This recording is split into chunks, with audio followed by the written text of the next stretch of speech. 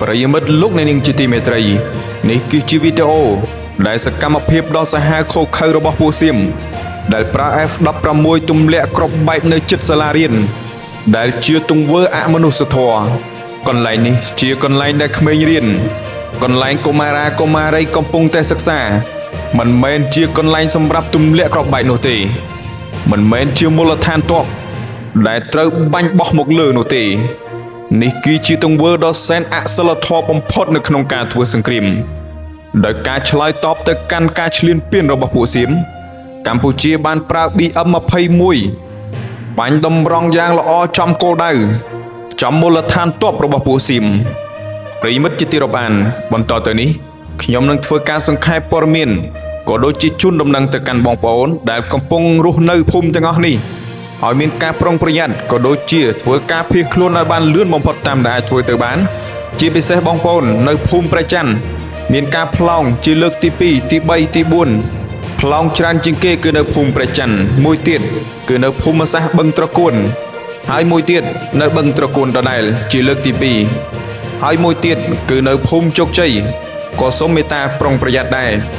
ជាបន្តទៅទៀតពួកថៃបានពង្រីកការបាញ់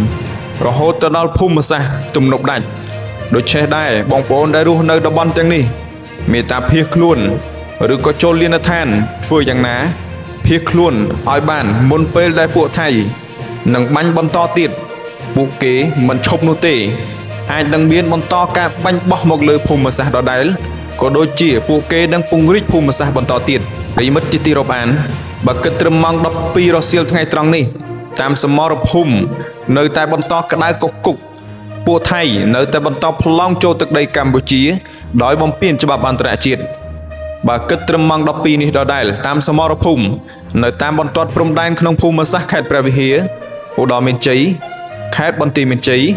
កងទ័ពកម្ពុជាថៃកំពុងតែប្រយុទ្ធយ៉ាងក្តៅកគុកដោយយោធាថៃបន្តបាញ់ចូលដែនអធិបតេយ្យភាពរបស់កម្ពុជានៅខេត្តឧត្តរមានជ័យ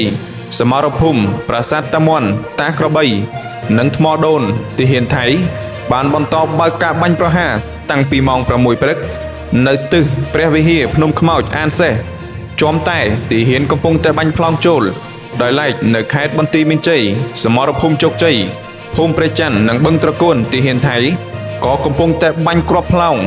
និងបញ្ជូនទ័ពថ្មើរជើងមកទៀតប្រិមិត្តជាទីរាប់អានសូមមេត្តាប្រុងប្រយ័ត្នជាពិសេសបងប្អូននៅតាមជួរព្រំដែនសូមមេត្តាភៀសខ្លួនឲ្យបានលឿនបំផុតតាមដែលអាចធ្វើទៅបាន